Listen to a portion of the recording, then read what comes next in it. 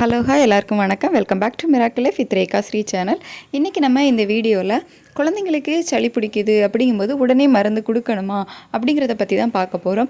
இது முழுக்க முழுக்க என்னோடய தனிப்பட்ட விஷயங்களை தான் நான் உங்கள் கூட ஷேர் பண்ணிக்க போகிறேன்.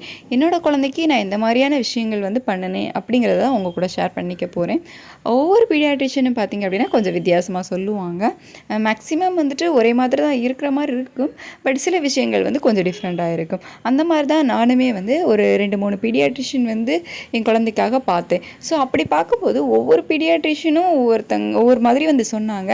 சிலவங்க கொஞ்சம் மணி மைண்டடாக இருக்காங்க. ஸோ நம்ம ஒவ்வொருத்தங்களா விசிட் பண்ணும்போது நமக்கே தெரியும்ல, அவங்க சொல்கிற விஷயங்கள்லேருந்து ஓகே இந்த விஷயம் கரெக்டு அப்படிங்கிற மாதிரி நமக்கு தெரியும். ஸோ அந்த மாதிரி விஷயங்களை தான் நான் ஃபாலோ பண்ணேன். அதை தான் இன்றைக்கி உங்க கூட ஷேர் பண்ணிக்க போகிறேன். இதையும் தாண்டி இன்னொரு விஷயம் என்ன அப்படின்னா, நம்ம ஒரு பீடியாட்ரிஷியனை பார்க்குறோம் அப்படிங்கும்போது அவங்க கொடுக்குற மெடிசின்ஸை நம்ம குழந்தைக்கு கொடுத்தோம் அப்படின்னா அது சரியாகிடும். ஸோ அதில் எவ்வளோ டோசேஜ் இருக்குது, குழந்தைக்கு நம்ம அதிக டோசேஜ் கொடுக்குறோமா என்ன அப்படிங்கிறது நமக்கு தெரியாது. பட் நம்ம கொடுக்குற மெடிசின்ஸ்னால குழந்தைக்கு சரியாகுது அப்படின்னு சொன்னோன்னா நம்ம என்ன செய்வோம்னா, ஓகே இந்த ஹாஸ்பிட்டல் போனால் இவங்க கொடுக்குற மெடிசினில் குழந்தைக்கு சரியாகிடுது, அதனால நம்ம அடுத்த டைம் உடம்பு சரியில்லை அப்படின்னாலும் உடனே நம்ம அந்த பீடியாட்ரிஷியன் கிட்ட தான் கூட்டிகிட்டு போவோம். நார்மலாக எல்லாருமே பண்ணுற விஷயம் இதுதான். பட் இதுதான் தப்பு. இப்போ நம்ம குழந்தைங்களுக்கு சளி பிடிக்குது அப்படின்னா அது ஒரு வாரம் 10 days 15 days இருக்கிறது ரொம்பவே நார்மலான விஷயம். சில குழந்தைங்களுக்கெல்லாம் பார்த்திங்கன்னா ஒரு மாதம் வரைக்குமே அந்த சளி மூக்கில் வந்துக்கிட்டே இருக்கும். அது எல்லாமே கூட உடனே அது நெஞ்சு சளி அப்படி இப்படின்னு சொல்லிட்டு நம்மளே எதேதோ இமேஜின் பண்ணிக்கிறோம். அப்போல்லாம் கிடையாது. ஒரு வாரம் 10 days இருக்கிறது ரொம்பவே நார்மலான ஒரு விஷயம்.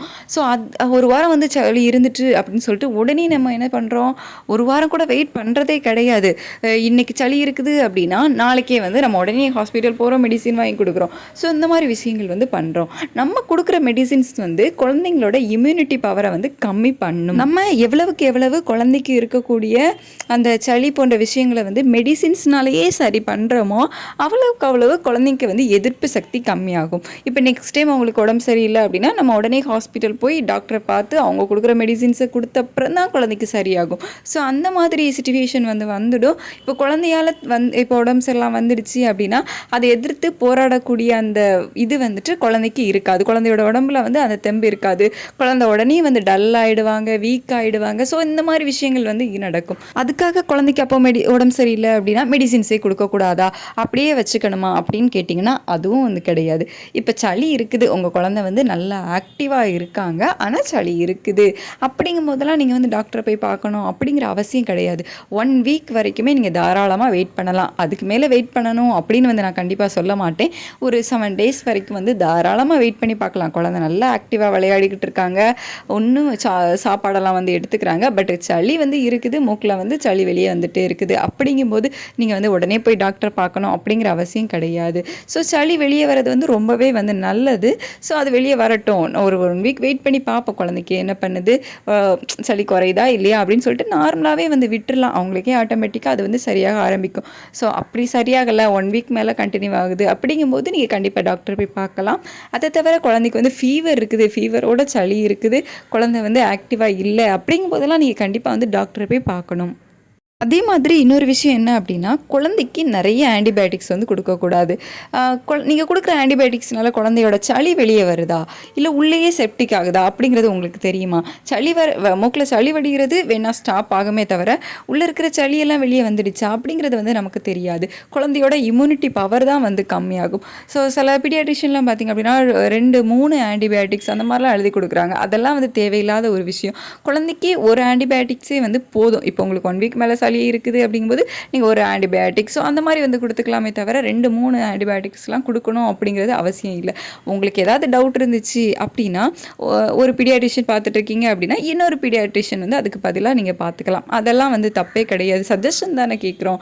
ஸோ நிறைய மருந்து போட்டு குழந்தைக்கு கொடுக்காம இன்னொரு பீடியாட்ரிஷியன்ட்ட நீங்கள் சஜஷன் கேட்டுக்கோங்க. ஸோ அவங்க என்ன சொல்கிறாங்க அப்படிங்கிறதையும் நீங்கள் கம்பேர் பண்ணி இப்போ காலகட்டத்தை பொறுத்த வரைக்கும் நிறைய ஹாஸ்பிட்டல்ஸில் ப்ரைவேட் ஹாஸ்பிட்டல்ஸில் டாக்டர்ஸ் மணி மைண்டடாக தான் இருக்காங்க. நம்மளை அட்ராக்ட் பண்ணுறதுக்காக நிறைய விஷயங்கள் வந்து பண்ணுறாங்க. இப்போ ஒரு ஹாஸ்பிட்டல் போய் அந்த ஹாஸ்பிட்டலில் உள்ள மெடிசின்ஸ் கொடுத்த உடனேயே நம்ம குழந்தைக்கு சரியாயிடும். ஒரு 1 டேலி 2 டேஸ்லேயே வந்து சரியாயிடுச்சு அப்படின்னா நம்ம என்ன பண்ணுவோம், மறுபடியும் அந்த ஹாஸ்பிட்டல்ஸ்க்கு தான் வந்து போவோம். ஸோ அந்த மாதிரி அவங்க வந்து கொடுக்குற மெடிசின்ஸ் வந்து எந்த அதிகமான எஃபெக்ட் உள்ளதா என்ன ஏது அப்படிங்கிறது எதையுமே வந்து நம்ம பார்க்குறது கிடையாது. இதெல்லாம் வந்து நார்மலான விஷயம். இதெல்லாம் வந்து நம்ம தெரிஞ்சு வச்சுக்கணும். தெரியாமல் குழந்தைக்கு கொடுத்துட்டு குழந்தையோட எதிர்ப்பு சக்தி வந்து குறையுது. அது வந்து அவங்களோட ஃப்யூச்சரை வந்து பாதிக்கும். ஃப்யூச்சரில் வந்து பின்ன குழந்தைக்கு அந்த சளி வந்துக்கிட்டே இருக்கும், உடம்பு சரியில்லாமல் வரும். ஸோ அந்த மாதிரி விஷயங்களெல்லாம் நம்ம அவாய்ட் பண்ணணும் அப்படின்னா ஒரு 2-3 பீடியாட்ரிஷியன்ட்ட சஜஷன் கேட்டுக்கலாம், தப்பே கிடையாது.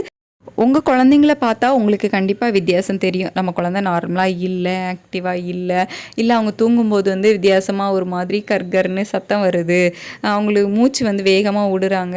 இப்போ குழந்தைங்க வந்து நார்மலாகவே கொஞ்சம் வேகமாக தான் மூச்சு விடுவாங்க. அதை தவிர நமக்கு கொஞ்சம் டிஃப்ரெண்ட் தெரியும்ல. ஸோ அந்த மாதிரி இருக்கும்போதெல்லாம் நீங்கள் கண்டிப்பாக டாக்டரை வந்து பார்த்து மருந்து வந்து கொடுத்து தான் ஆகணும். மருந்து கொடுக்காம இல்லை நான் வந்து மருந்தே கொடுக்க மாட்டேன் அப்படின்னு சொல்லிட்டுலாம் வந்து இருக்கக்கூடாது.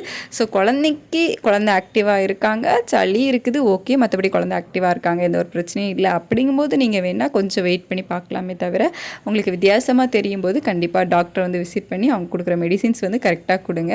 மற்றபடி 1 வீக் வந்து நார்மலாக இருக்கக்கூடிய சளிக்கு ஹாஸ்பிட்டல் போகணும் அப்படிங்கிற அவசியம் கிடையாது. நான் வந்து என்னோடய பேபிக்கு 1 இயர் அபோவில் இருந்தே ரொம்ப இப்போ 1 வீக் வரைக்குமே வெயிட் பண்ணி பார்ப்பேன். அதுக்குள்ளே குழந்தைக்கு வீட்டு மருந்து கொடுப்பேன். அதாவது இந்த இஞ்சி பூண்டு சாறு கொடுக்குறது, அதை தவிர இந்த கற்பூரவள்ளி இலை, துளசி இலை இதோட சாறு எடுத்து கொடுக்குறது. ஸோ இந்த மாதிரி சின்ன சின்ன விஷயங்கள் வந்து நான் வந்து கொடுப்பேன். அதில் எந்த மாதிரி இருக்கிறான், அவன் வந்து ஆக்டிவாக இருக்கிறான் அப்படின்னு சொன்னால் நான் அப்படியே ஃப்ரீயாக விட்டுருவேன். இல்லை குழந்தை வந்து ஆக்டிவாக இல்லை, டல்லாக இருக்கான், ஏதோ வித்தியாசமாக இருக்கான் அப்படிங்கும் போதெல்லாம் உடனே வந்து நான் ஹாஸ்பிட்டல் கூட்டிகிட்டு போயிடுவேன். இருந்தாலும் சில ஹாஸ்பிட்டல்ஸில் 2 ஆன்டிபயோட்டிக்ஸ் கொடுக்க தான் செய்வாங்க. என்ன பண்ணுறது, அதை தவிர எங்கே போய் என்ன கேட்குறதுன்னு எனக்கு தெரியலை. ஸோ அந்த மாதிரி டைமில் அவங்களுக்கு குறையாத பட்சத்தில் நம்ம இதெல்லாம் வந்து கரெக்டாக கொடுத்து தான் ஆகணும். அப்போ தான் அவங்க வந்து சரியாகிறாங்க. குழந்தை சந்தோஷமாக இருந்தால் தான் அந்த வீடே வந்து சந்தோஷமாக இருக்கும். இதில் நான் வந்துட்டு எந்த ஒரு டாக்டரையுமே தப்பாக சொல்லலை. மணி மைண்டடாக சில டாக்டர்ஸ் இருக்காங்க, அதை தான் சொன்னேனே தவிர யாரையுமே வந்து தப்பாக சொல்லலை. நல்ல டாக்டர்ஸ் வந்து இருக்காங்க. பட் குழந்தைங்களுக்கு வந்துட்டு லிமிட்டாக மருந்து கொடுத்தா போதும், அளவுக்கு அதிகமான மருந்து வந்து கொடுக்க வேண்டாம் அப்படிங்கிறது தான் என்னோட கருத்து. ஏன்னா குழந்தைக்கு எதிர்ப்பு சக்தி வந்து ரொம்பவே வந்து முக்கியம் அவங்களோட ஃப்யூச்சரில். ஸோ அதுக்காக அதெல்லாம் பார்த்து நம்ம வந்துட்டு நிறைய ஃப்ரூட்ஸ், இம்யூனிட்டி பவரை இன்க்ரீஸ் பண்ணுற மாதிரி உணவுகள், பழங்கள் இதெல்லாம் கொடுத்தோம் அப்படின்னாலே ஓகே தான்.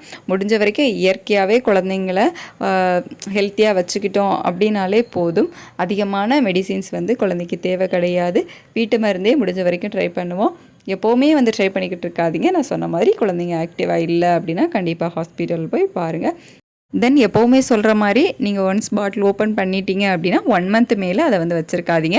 ஆன்டிபயோட்டிக்ஸ்லாம் மேக்ஸிமம் வந்து 5 டேஸ் 7 டேஸ் இந்த மாதிரி தான். ஸோ அதோட வேலிடிட்டி பார்த்து யூஸ் பண்ணுங்கள். பட் பாட்டில் ஒன்ஸ் ஓப்பன் பண்ணிட்டா 1 மந்த் தான் வேலிடிட்டி, அதையும் வந்து பார்த்துக்கோங்க. That's all about this video. எனக்கு என்னோடய குழந்தைக்கு நான் ஃபாலோ பண்ண விஷயத்த உங்கள் கூட ஷேர் பண்ணியிருக்கேன். இந்த வீடியோ உங்களுக்கு யூஸ்ஃபுல்லாக இருந்திருக்கும் அப்படின்னு நினைக்கிறேன். உங்களோட கருத்துக்களையும் கீழே கமெண்ட் செக்ஷனில் என் கூட ஷேர் பண்ணிக்கோங்க. இந்த வீடியோவில் நேரம் பொறுமையாக பார்த்ததுக்கு தேங்க்யூ ஸோ மச். மறக்காமல் நம்ம சேனலை சப்ஸ்கிரைப் பண்ணி கீழே இருக்க பெல் பட்டனை கிளிக் பண்ணி ஆல் கொடுத்து வச்சுக்கோங்க. அப்போ தான் நம்ம அடுத்தடுத்து போடுற வீடியோஸ் உங்களுக்கு நோட்டிஃபிகேஷன்ஸாக வரும்.